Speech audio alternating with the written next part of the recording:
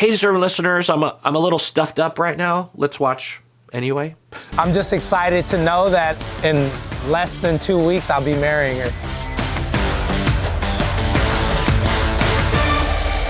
Okay, so I obviously wanted to talk to you because of how we left. To be honest, I really want to thank you for being so kind and sweet to me. I felt so uncomfortable with it and you made me feel okay. We are at the point of the season where they have the party in which everyone meets up in person, including those people who didn't get engaged.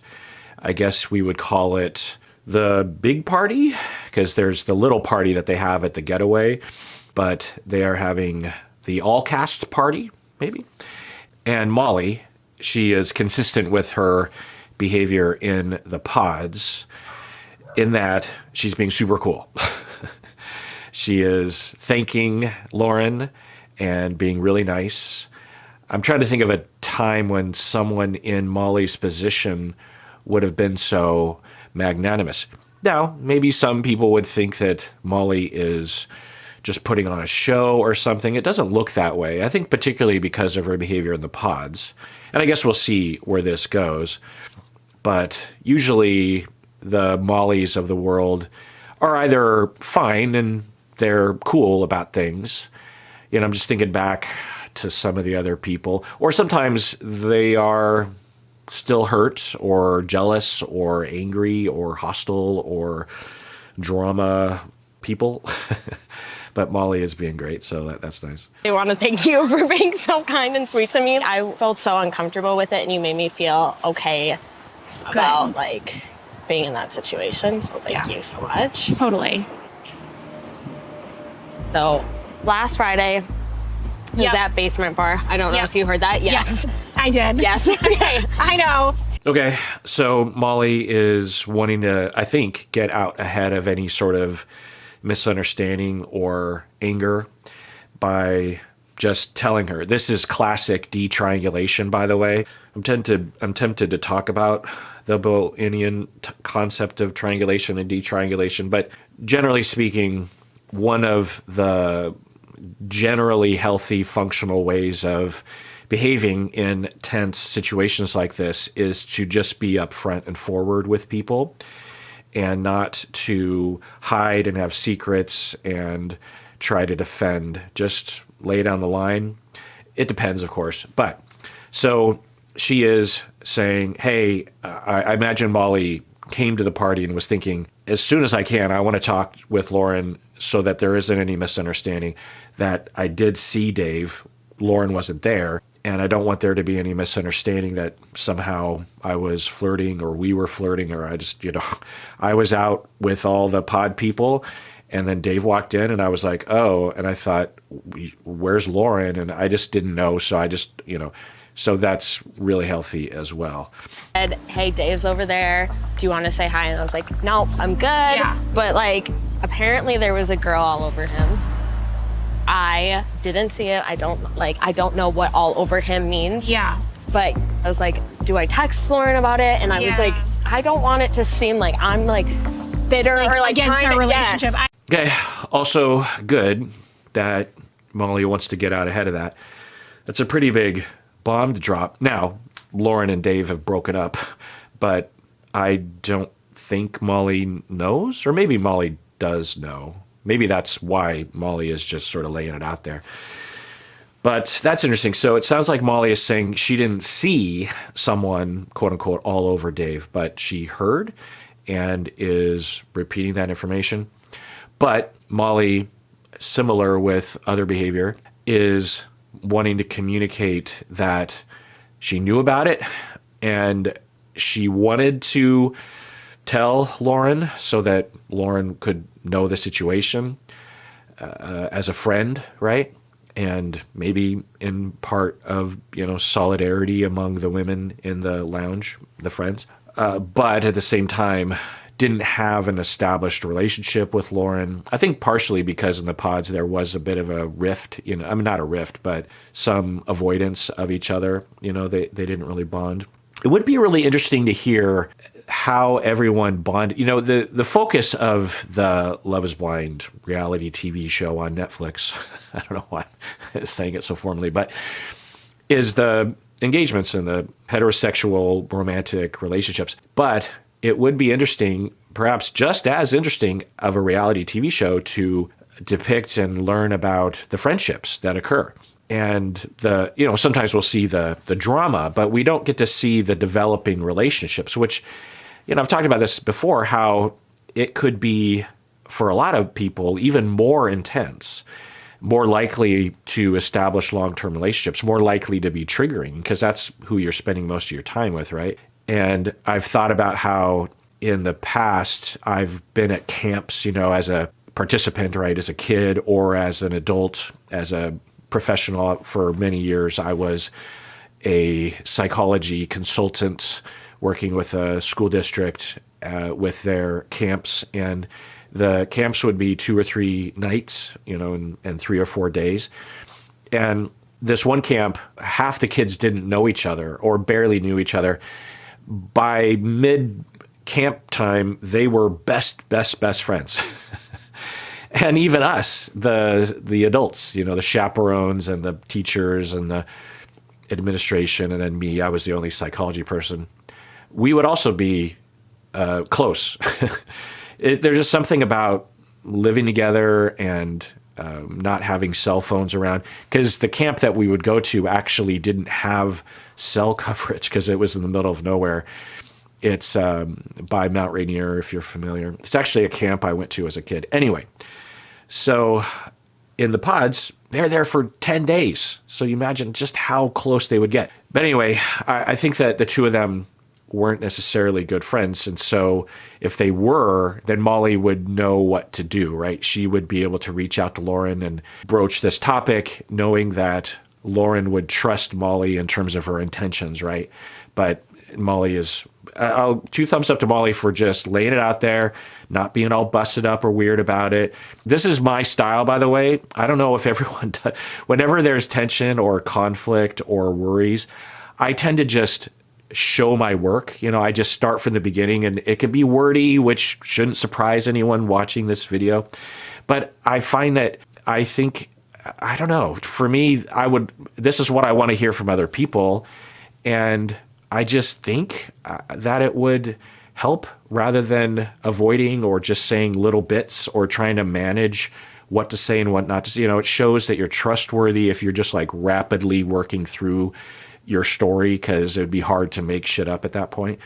So I don't know. Does it work on, do you do this? I find that I do this. I do this with my wife when there's a conflict or tension or some concern. I'm just like, okay, let me start from the beginning. I was born in the 70s, and just joking. I'll be like, this is what happened, and this is what I was thinking, and yeah, I got up in my head, but then I was worried about you, but I didn't know what to do, and And I just find that it will eliminate the misunderstandings at the very least, but also the room for all of us to insert some paranoid version of the story, where it's like, oh, he or she or they don't really love me, or they don't care, to show your work. It's like, from the outside, it could seem like I don't really care, but let me tell you how much I care and how I wasn't really being upfront about it. So I commend Molly for doing this.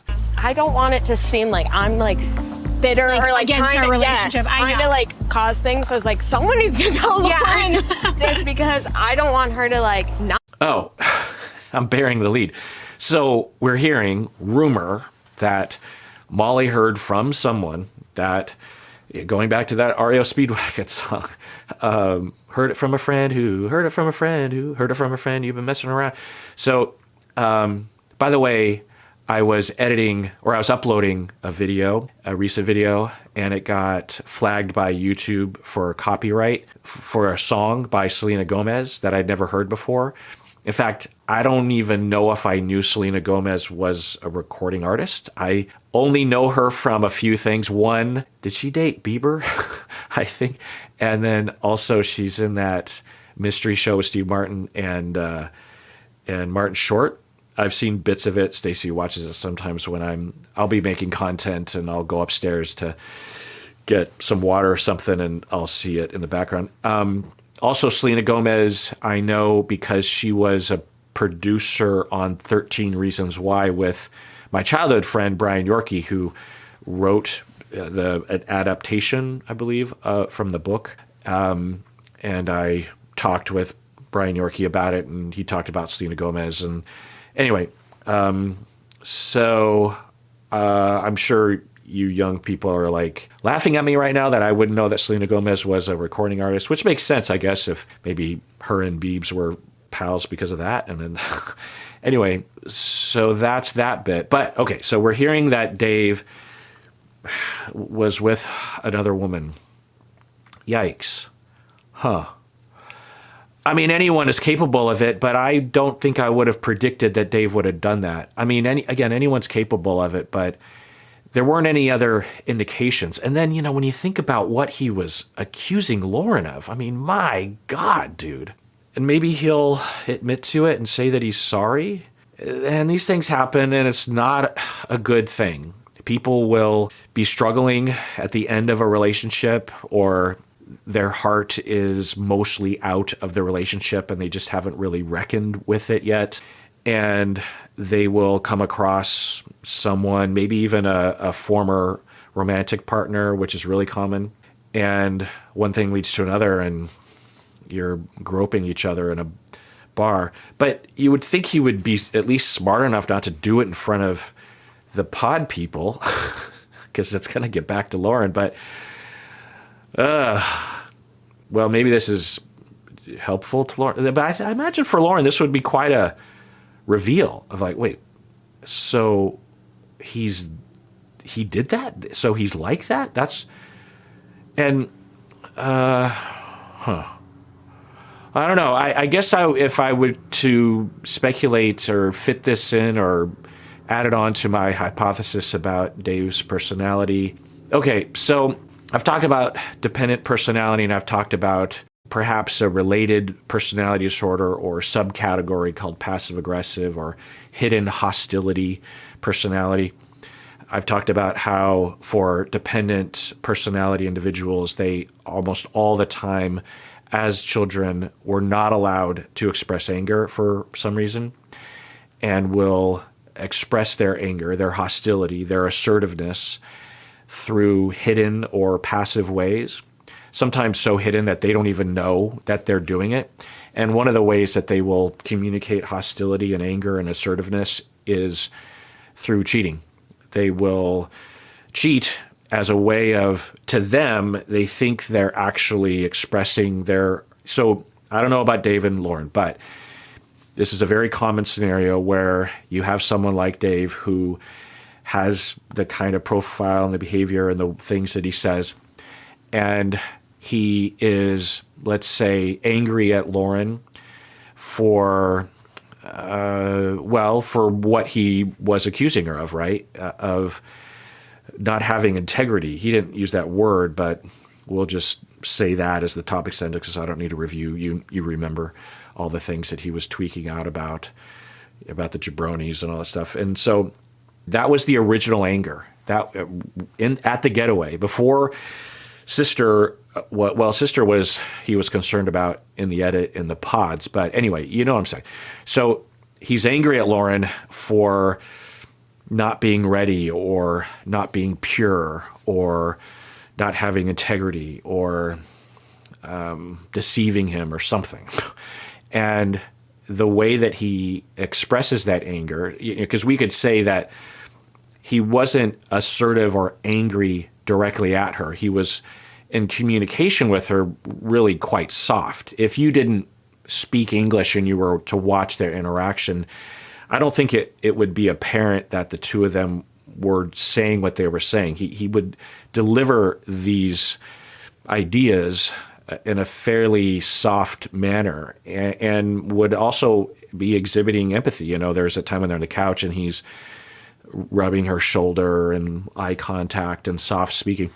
So it's possible, total speculation, that underneath all that is this rage. And given what he has described about his childhood, there's a good possibility that he has a lot of rage and a lot of anger. And I say anger and hostility, but also assertiveness, because those are all kind of in the same ball of wax, that in order to be assertive, a lot of times we have to harness and feel and connect with our anger. Anger is a result of injustice, whether to us or other people. And so when we feel anger, we have to understand it and know how to regulate it and know where to point it and know how to get it to motivate us. And when we don't have that connection, it can be hard to be assertive sometimes. So it's possible that he had a lot of anger and it was just sneaking out in this sort of pushback on her. But he goes out, gets drunk, and is like resentful of, or maybe even originally angry at his mom, maybe his sister. And this was like, people will self-destruct they'll take their anger out on themselves and put themselves into the line of fire. It could also be him resorting to a surrender to the schema that he is incompetent, so he self-sabotages. People will do that. And then his sister and Lauren and everyone could point the finger at him and say, see, you're a child. You're incompetent. You need to go back to your sister and just do what she said. Look what a disaster this is. People will do that. Or he's a dirtbag. And he just... another perspective is that he's immature, which I think he might even admit to. I don't know if he would say immature, but inexperienced. The way he talks and the way he's even just laid out his history, it's the sort of background that I would expect from like an 18-year-old or even a younger person regarding their understanding or experience navigating these waters. So can we say that 16-year-olds are more likely to have a hard time understanding their responsibility or making choices, particularly if they're intoxicated? Bitter or like against trying our relationship. Trying to like cause things. So it's like someone needs to tell Lauren this because I don't want her to like not know this going into like that's a big fucking deal. Totally. So Dave and I broke up yesterday. So that's like why he's not here. That's like Oh my God. I'm so sorry.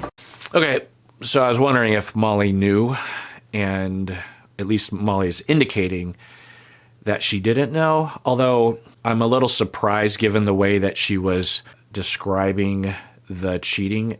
I'm a big fan of everything that Molly is saying, her vibe, and just free and kind and doesn't seem to have a personal agenda. Doesn't seem to. There'd be no reason to suspect that. Could there be? Maybe. But okay. Yeah. I would have expected, and maybe it was edited out, but I would have expected her to be like, so Lauren, I have something to tell. If she thought that they were still engaged, if they were still engaged, then it's 2 weeks till the wedding.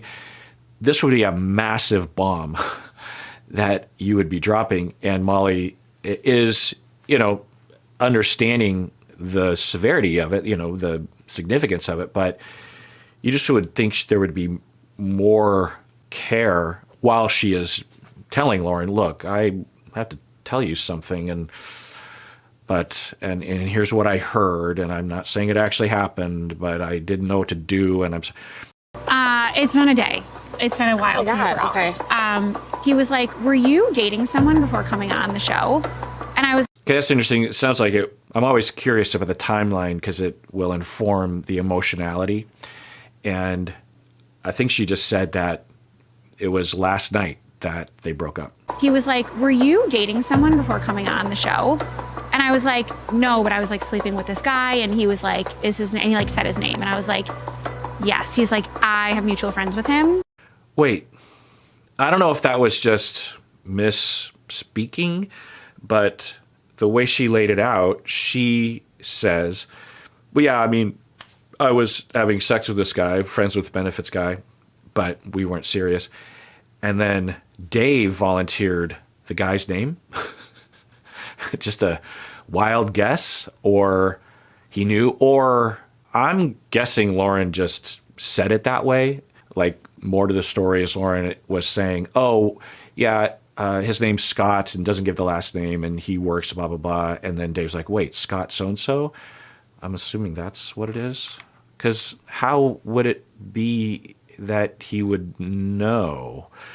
Well, I guess it could be, what Taylor was concerned about with Daniel, that he either knew or suspected. I wonder if this is the Lauren that my friend of a friend, my jabroni of jabroni. By the way, I have no idea if y'all or anyone would be upset that I'm labeling them as jabronis. These guys might be nice guys.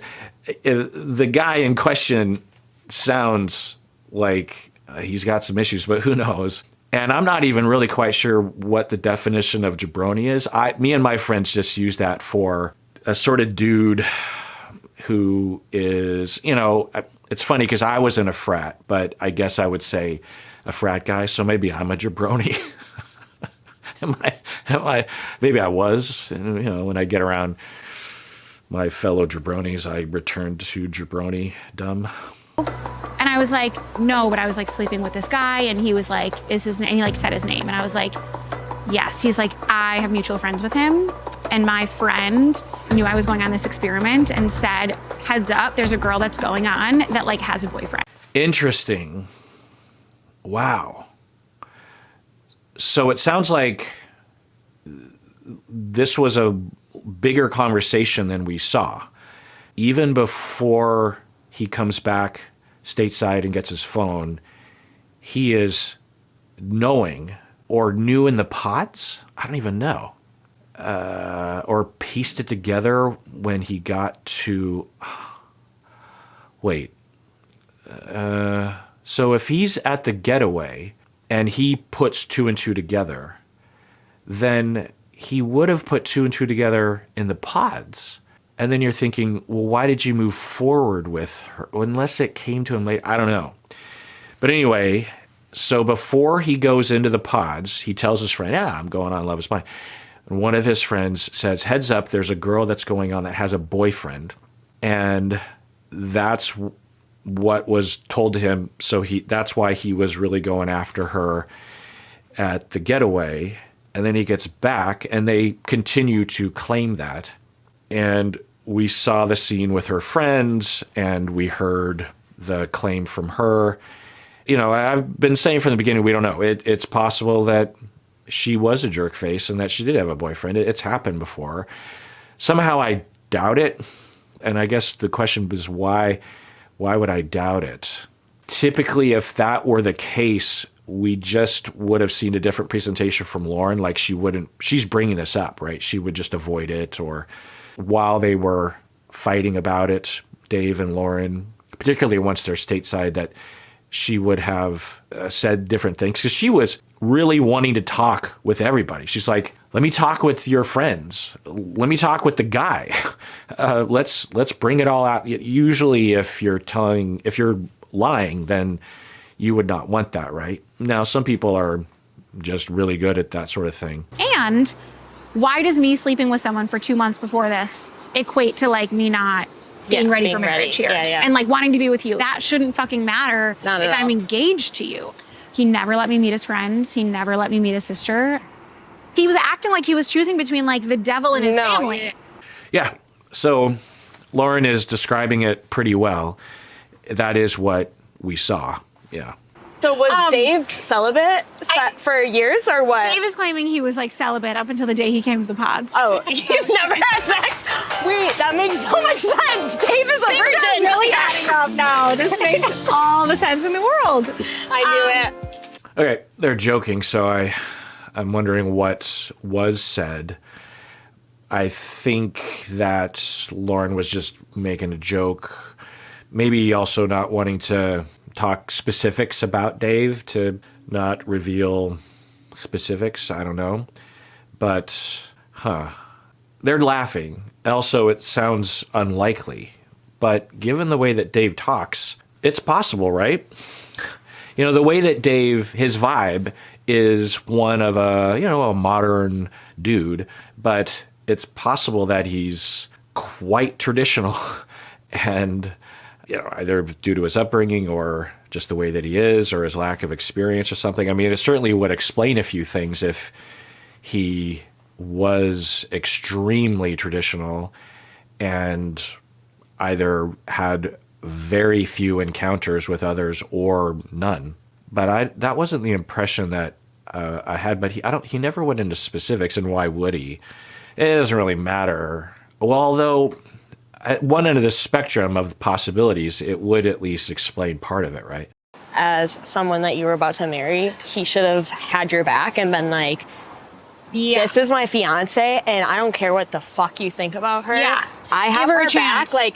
Like, you're going to love her once you meet her. The fact that he didn't do that for you says a lot. Yeah, absolutely. Molly put it well. Another angle, in addition, would be that he would put effort into actually trying to figure it out. He just seemingly stayed in that state of limbo the entire time. There was no evidence that he gathered more information or that he was really trying to figure out who was, because it basically came down to he said, she said. It came down to Lauren's account versus the jabroni's account, right? Dave's good friends, it sounds like, had another friend, and that other guy was telling a story. So who do you believe? And since everything hangs in the balance, you would think that you would look into it. You would talk about, well, this is what he was saying. What do you say to that one? And here's the details, and da-da-da-da. And there was a tiny bit of that. But seemingly what was happening is he was either avoiding or he was waiting for someone to tell him what to do. Like, those are not. They're not good friends. No. Obviously, if you need anything, like, we're all here for you. But I am happy we're not going to marry someone that isn't going to have your back, Yeah. to be honest. Like, Yeah. I think you deserve the world. And I want to make sure that you know that, like, I am going to be there for you. Yeah. And it must be a bit of a relief for Molly to hear this, because then she dodged a bullet, right? So Molly might be thinking, I'm going to be here for my friend, but also, ooh, that was lucky, because I was really into him, or I was into him enough. And yeah, it's interesting to think, if he did get engaged to Molly, would something else have been a wrench in the machinery? Say Molly says, oh yeah, I haven't had sex, or I haven't dated anyone for a while, months or years. And he would have just found something else. Or would Molly and Dave at this point be totally fine, and Molly wouldn't know what kind of ticking time bomb, or would think, I don't know. It's what's the movie, Sliding Doors?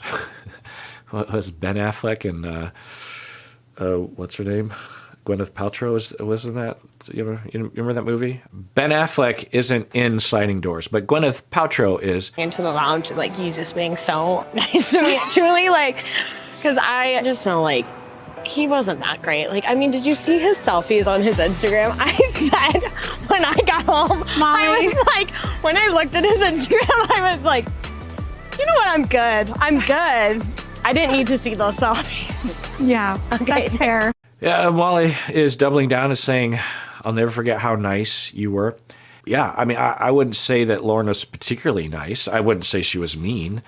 She was listening, and she was very interested in learning about what had happened, because a lot hung in the balance for her. So she was an audience at that moment for that. And she was nice, right? But I wouldn't say she was, like, particularly caring and nurturing or anything. But Molly is, Molly's being cool about it. And now Molly's saying that she saw his Instagram upon getting out of the pods, and she's saying, yeah, not for me. All right. That's fair. Should we just keep dating people? No, Same person? we can't do that. We've learned our lesson. We're done.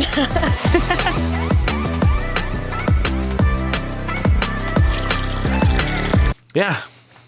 I mean, and Lauren received it well as well. Hard to imagine why Lauren wouldn't, but yeah, so Molly is exhibiting a lot of ability to communicate, because how do you navigate those waters? She's really good at I think it seems like she's really good at making people feel at ease and comfortable and safe. And she is good at intuiting, okay, be nice and point out how you appreciate them. Lauren didn't reciprocate. I don't know if that matters. It would have been nice to see. Yeah, I mean, they showed an edited version, but it would have been nice to see Lauren say, and I'm sorry if I did anything bad in the pods. I was, in my head, and I don't know if I was being rude to you or anything. I wasn't trying, or something like that. Or thank you so much. You're saying that I was nice, but you were just broken up with. And I mean, maybe you don't want to say that because you don't want to relive that, but just say you make it really easy for me to be nice to you because you're a very nice, approachable person. And also thanks for telling me all this, coming right up to me and having this conversation. It shows a lot of strength and trustworthiness. And so I'm really happy about something like that. Maybe that happened.